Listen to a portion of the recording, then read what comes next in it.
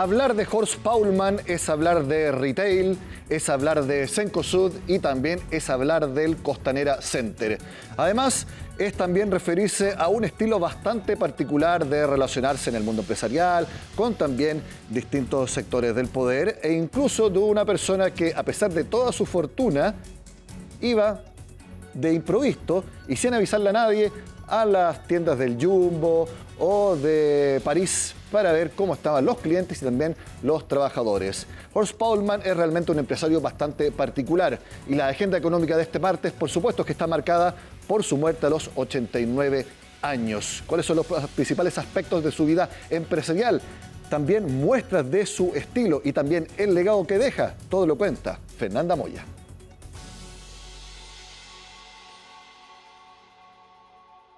Es un sábado en la tarde y sin previo aviso aparece Horst Paulmann quema en el Jumbo de Concón. El tercer hombre más millonario de Chile es saludado por niños y trabajadores.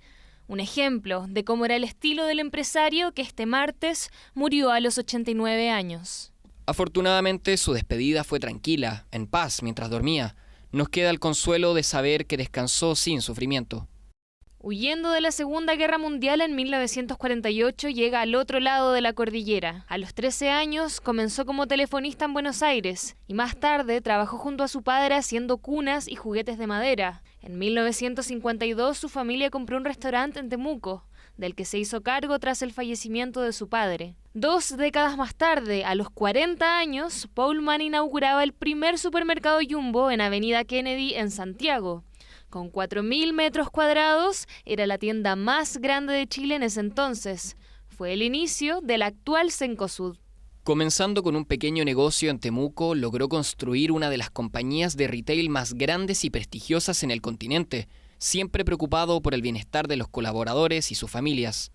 Y mientras los empresarios van bien, el pueblo va bien también. Sin estudios universitarios ni formación formal en administración, su olfato para los negocios llevó a que Cencosud se expandiera a Argentina, Brasil, Perú y Colombia. Fue el primer grupo chileno en entrar con fuerza al competitivo mercado brasileño, convirtiéndolo en uno de los conglomerados más relevantes del retail latinoamericano, con ingresos superiores a los 14.000 millones de dólares anuales. Es un empresario creador, no innovador, creador, genera nuevas empresas. Y esa es una escuela que se desarrolló en nuestro país. Fue un verdadero profesor de muchos empresarios. Su aporte fue aportar al desarrollo económico y a la generación de empleo del país. Es alguien que siempre le abrió la puerta a las pymes y a los emprendedores de Chile, en una industria que es muy difícil entrar, como es el retail, como son los supermercados. Creo que Horst Paulmann se dio el tiempo de siempre buscar el acceso para miles de emprendedores que probablemente lo contactaban día a día. Para muchos, el edificio más alto de Sudamérica fue su mayor desafío. La construcción comenzó el 2006 y se esperaba el inicio de funcionamiento el 2010. Sin embargo, fue el símbolo en Chile de la crisis económica mundial cuando las obras se paralizaron a principios del 2009, dejando a 5.000 trabajadores cesantes. Empieza la obra de Costanera Center. A fines de ese mismo año se retomó la construcción en un Chile que comenzaba a resurgir tras la crisis. Un símbolo, por un lado, de la reactivación que va tomando el país, pero también implica hacernos cargo de cómo vamos mejorando la situación de empleo de los trabajadores. Otro ejemplo de su particular estilo de trabajo ocurrió en abril del 2016, cuando Santiago era azotado por un sistema frontal. El empresario fue visto en la calle ayudando a evitar el paso del agua en los estacionamientos del Costanera Center, retirando agua y escombros en los subterráneos del recinto. Bueno, aquí estoy con la lengua boca afuera porque estuvimos trabajando acá, como usted ha visto. Un hombre cuyo legado es sinónimo de trabajo, esfuerzo y transformación. Su visión y compromiso para con el crecimiento de nuestro país siempre serán recordados y valorados. Actualmente el liderazgo del grupo recae en gran parte en 2 de sus hijos, Manfred y Peter, quienes lideran en los directorios de Cencosud y Cencomols, holdings donde el apellido Paulmann es pasado, presente y futuro.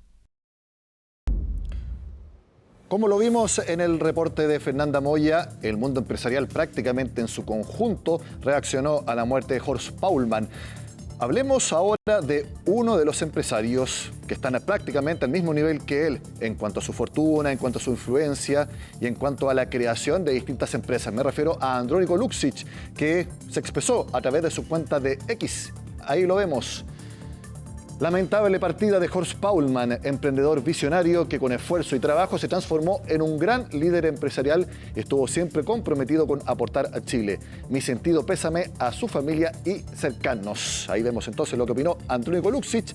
Pasamos ahora a revisar la declaración de la SOFOFA, gremio industrial liderado por Rosario Navarro. Esta es la declaración de la industria. Horst Paulmann contribuyó activamente en SOFOFA siendo presidente del primer Consejo Empresarial Chile-Argentina, aportando con ideas y liderazgo, siempre guiado por su compromiso con la modernización y el crecimiento del sector productivo. Su legado nos desafía a seguir promoviendo la innovación, el emprendimiento y también el desarrollo sostenible en Chile. Bueno, como yo les decía, Andrónico Luksic y Horst Paulmann son de las mayores fortunas de nuestro país. Bueno, revisemos lo que hoy muestra el ranking Forbes, actualmente, en su página web, que muestra el lugar que mantiene Horst Paulmann y su familia. Ahí lo vemos. El ya fallecido empresario de origen alemán ocupa el lugar 949 del ranking de multimillonarios del mundo, con una fortuna avaluada en 3,4 billions, es decir, 3.400 millones de dólares. Ahí aparece una reseña, después toda su biografía y se podrá ver a la derecha que se muestra algo de cuál fue su mayor fortuna, al menos por lo que muestra esa gráfica de Forbes. Su mayor fortuna estuvo en torno a 3.700 millones de dólares, pero por lo menos al día de su muerte entonces Horst Paulmann se ubica en el lugar 949 del ranking Forbes. Bueno, las acciones de Cencosud y Cencomols no se movieron mucho ante la muerte de Horst Paulmann. Fue una sorpresa por el momento, pero el empresario hace ya bastante tiempo que había delegado en otras personas y en sus familiares el control de sus empresas. Recordemos que cuando él salió del directorio de Cencosud, fue su hija Eike la que tomó la presidencia de Cencosud. Bueno, en las últimas semanas y meses hubo otros movimientos y de sus hijos, estos son los que quedan en Cencosud y Cencomols. Lo pasamos a revisar a continuación en la siguiente gráfica que hemos preparado.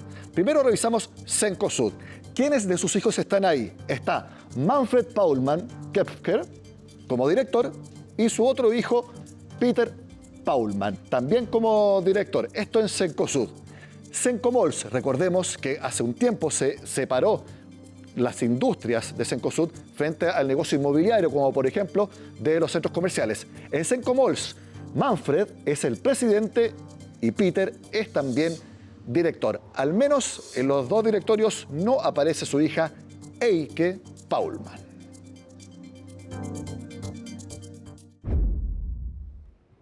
Como les comenté, Horst Paulmann será recordado tanto por la formación del conglomerado Cencosud como también por su estilo, tanto de trabajar como también de comunicarse.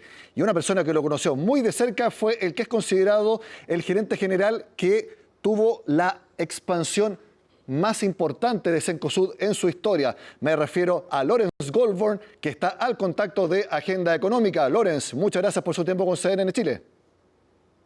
Muchas gracias, Nicolás, por llamarme hoy. A ver, Lorenz, usted estuvo en el principal puesto ejecutivo de Cencosud durante casi una década. ¿Cuál es el primer recuerdo que tiene de ese tiempo que trabajó mano a mano con Horst Paulmann? Bueno, tengo hoy día sentimientos encontrados. Primero, una pena profunda por la partida de un gran hombre y al mismo tiempo muy lindos recuerdos de ese tiempo que compartimos juntos, donde trabajamos codo a codo muchos años. Un personaje muy particular, un empresario de tremenda energía y que le hizo muy bien al país. Un estilo particular tanto de comunicarse, eso es lo que nosotros pudimos ver como periodistas, pero ¿cómo era el estilo de trabajar con él? ¿Era una persona abierta que les da espacio a ustedes para poder desarrollar sus ideas o era alguien que lo que él decía tenía que cumplirse? No, él era un hombre muy exigente y obviamente tenía cierto grado de porfía y era llevado a sus ideas, como corresponde a cualquier hombre que ha hecho cosas extraordinarias como las que él hizo. Pero era una persona que entendía y aceptaba ideas de otros. Y es bien destacable porque don Horst no tuvo una formación académica de nivel alto. Él empezó a trabajar de muy chico, estando en el colegio. Entonces, nunca tuvo una formación. Sin embargo, tenía una inteligencia y una capacidad de entender aspectos complejos realmente muy superior a mucha gente que yo he conocido. Y desde esa perspectiva, cuando uno le explicaba las cosas, le daba los argumentos, la discusión se tornaba una discusión muy profesional, y él siempre respetó eso de cada uno de los que trabajamos con él. En una conversación que usted tuvo con La Tercera también durante esta jornada, señalaba que él valoraba mucho el trabajo intenso durante muchas horas. ¿Qué le parece eso cuando estamos en un momento del trabajo en que es a distancia, en que puede ser en distintas partes? Ese hito en particular. Bueno, él venía de una escuela distinta, ¿no es cierto? Él, como digo, partió trabajando de muy chico y los horarios no existían. Había que ponerle algunos límites, ¿eh? En el caso mío personal, que trabajaba muy directamente con él, le había planteado cuando empecé a trabajar con él que yo los fines de semana no le iba a contestar el teléfono necesariamente cada rato, etc. Y bien lo fue respetando, y en el tiempo tuvimos siempre una muy buena relación, pero era intenso el trabajo. Él trabajaba muchas horas al día, trabajaba todos los días de la semana en la práctica, o casi todos los días, pero tenía respeto en ese sentido, y bueno, uno también trabajaba bastante. Yo siempre también he sido bien trabajólico, y nos adaptamos bien, pero era un personaje que tenía una fuerza interior muy grande. Él le gustaba crear, le gustaba hacer negocios, le gustaba desarrollar nuevos shopping centers, desarrollar nuevos supermercados. Estaba siempre preocupado de dar un muy buen servicio al cliente. Quizás esa es la característica más importante de él. Yo siempre digo, él se adelantó en varias décadas a un concepto que hoy día es muy común. Todo el mundo habla de servicio al cliente, todo el mundo habla de que el cliente es lo más importante para un negocio. Él esto lo decía 40 años atrás. Yo lo conocí hace 25 años atrás, no 40, pero ya de mucho tiempo atrás, lo sé por la cultura que él creó en Jumbo y en sus empresas. El servicio al cliente, la preocupación por lo que el cliente sentía, vivía y experimentaba en sus locales, para él era fundamental. Eso entonces era algo genuino, no era nada de una puesta en escena comunicacional.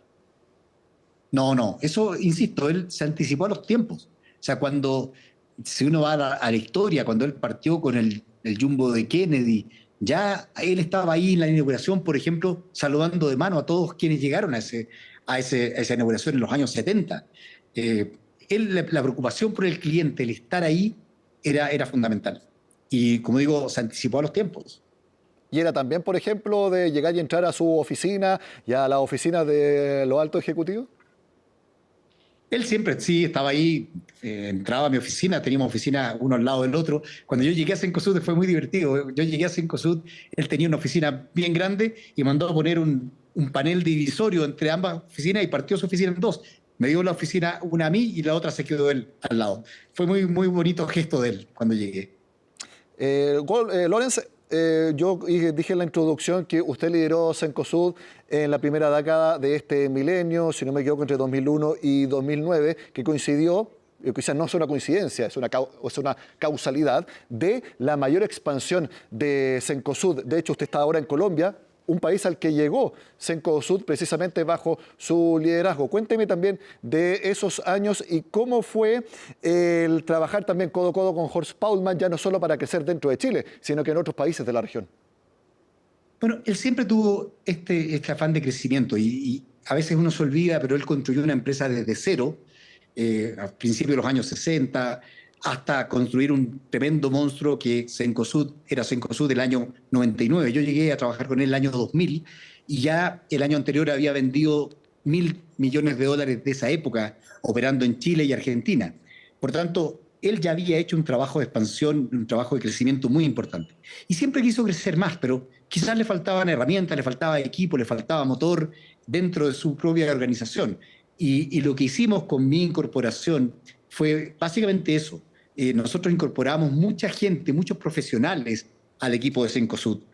Se profesionalizó mucho más la compañía, y se establecieron procedimientos y criterios para desarrollar un crecimiento. Y en los siguientes 8 años, efectivamente, nosotros desarrollamos proyectos de Greenfield, o sea, proyectos propios de desarrollo desde cero, pero también adquirimos compañías, integramos otras empresas y nos desarrollamos de 2 países que teníamos el año 99 a 5 países que teníamos el año 2009 cuando me fui, y pasamos de $1.000 millones de venta anuales a $10.000 millones de venta anuales.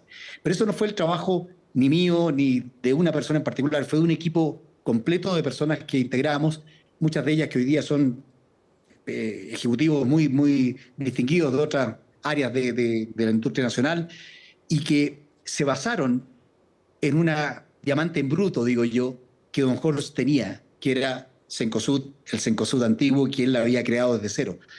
Hicimos muchas cosas, desarrollamos distintas áreas de negocio, distintos países, nuevos negocios que para él no eran tan familiares como el negocio financiero u otros, pero él siempre tuvo la visión y la flexibilidad de creer en este equipo ejecutivo, escuchar y darnos el apoyo para avanzar.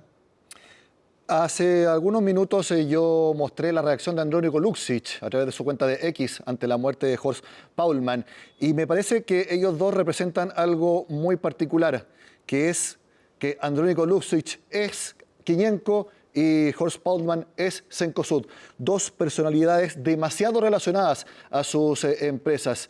Y quiero preguntarle, el hecho de que ahora no esté Horst Paulmann, por más que hace algún tiempo ya se había desligado de sus directorios, al menos en el día a día, pero ¿es algo que puede producir un impacto en la organización, el hecho de que ya no esté presente Horst Paulmann con su influencia tan fuerte? No, yo creo que no. Yo creo que Don Horst marcó un sello, marcó una pauta, marcó una cultura dentro de Cencosud que es muy importante y no me cabe duda que su familia, sus hijos la van a hacer perseverar y la van a mantener en el tiempo. Pero creo que Cencosud hace mucho tiempo dejó de ser una empresa monopersonal y pasó a ser una gran corporación. Hoy día es una compañía que se administra en forma profesional, después de muchos años, con un directorio, con un gobierno corporativo autónomo, y con gente muy capaz. Yo no me cabe duda que van a mantener el legado de Don Horst, van a mantener esta preocupación por los clientes, por la calidad, por el buen servicio, y van a continuar en esta mirada de crecimiento, de aporte al país, de inversión que tuvo Don Horst. Pero no, yo creo que ya Cencosud trascendió al hombre, a la persona que la creó. Y en eso quizás una característica que no hay que perder y ojalá muchos más tuviesen en Chile, es ese empuje que tenía Don Horst. Don Horst siempre quería invertir, siempre quería crecer, siempre estaba preocupado de que al país le fuera bien, independiente del gobierno que gobernara, independiente de quién liderara este país, él quería que al país le fuese bien. Su gran motivación era desarrollar proyectos, crear empresas y empujar a que el bienestar llegara a más gente.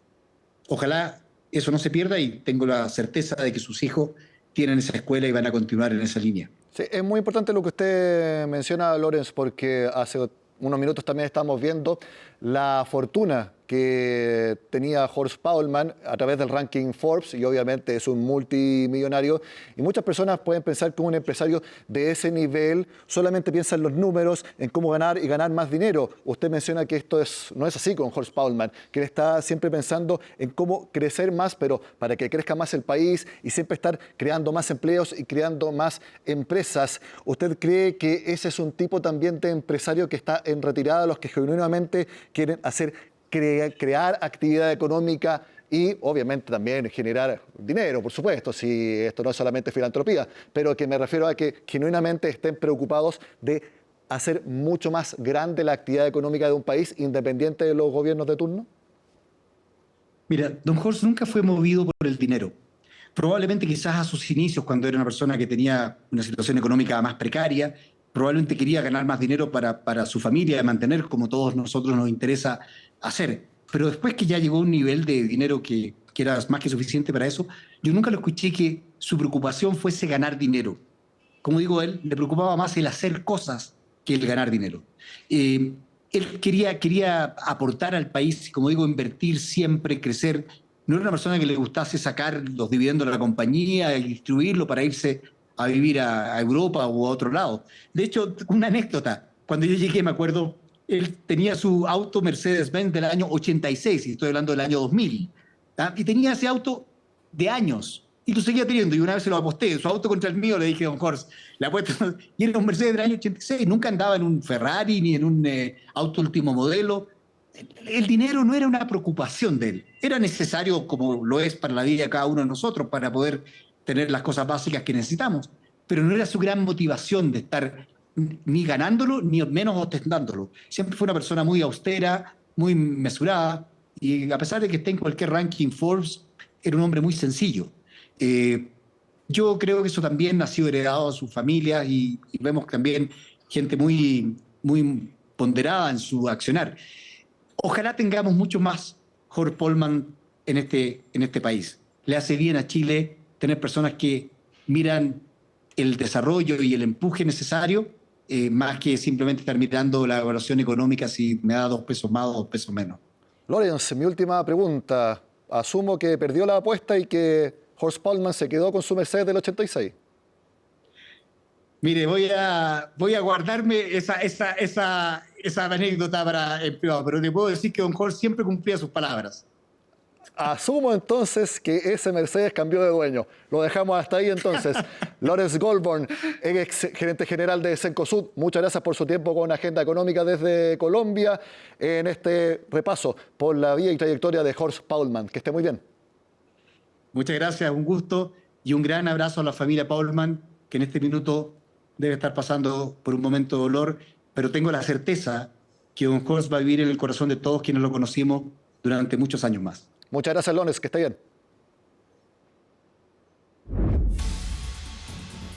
Después de revisar entonces durante todo este bloque el legado, la trayectoria y también los recuerdos de Horst Polman en su vida laboral y empresarial, hacemos la pausa y ya volvemos con más Agenda Económica.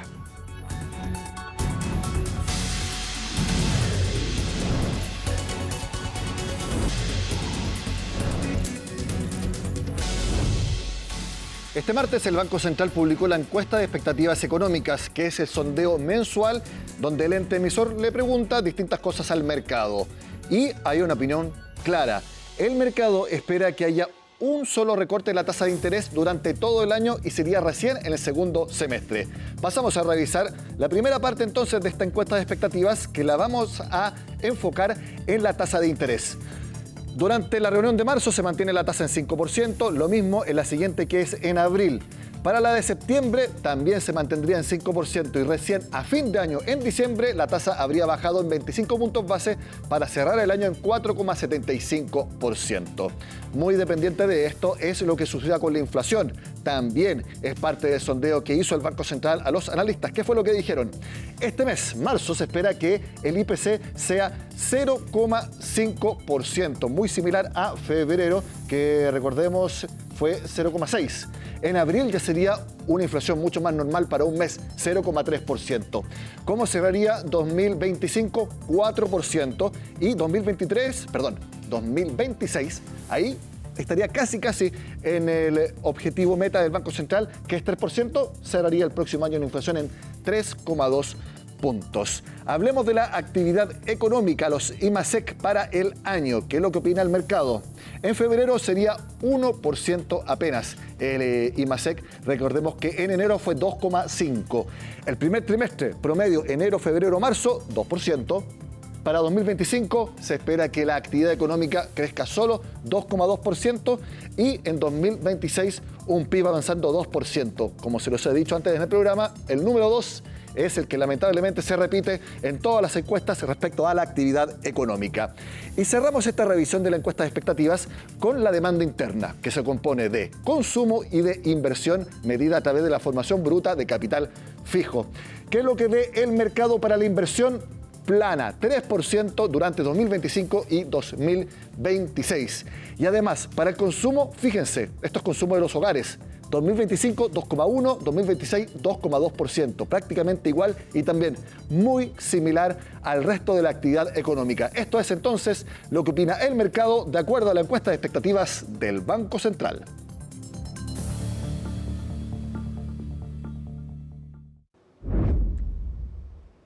Aquí termina la agenda económica PM de este martes. Los invito a que sigan viéndonos en CNN Chile, que también recuerden que Agenda Económica AM volvió a su horario anterior, a las 8 de la mañana todos los días durante media hora. Sigan con nosotros acá en CNN Chile.